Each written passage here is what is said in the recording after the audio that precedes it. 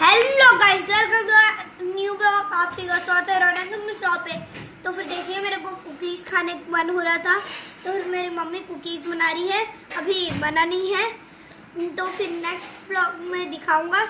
Cookies तैयार हो जाएगा तो फिर देखिए, सारा सामान रखा और ये है कुकीज़।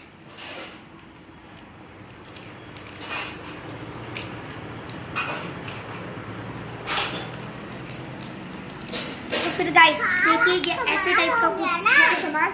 तो फिर आज का ब्लॉग ये खरीदा है, तो फिर नेक्स्ट ब्लॉग में दिखाऊंगा कुकीज को। तो फिर बाय बाय गाइस।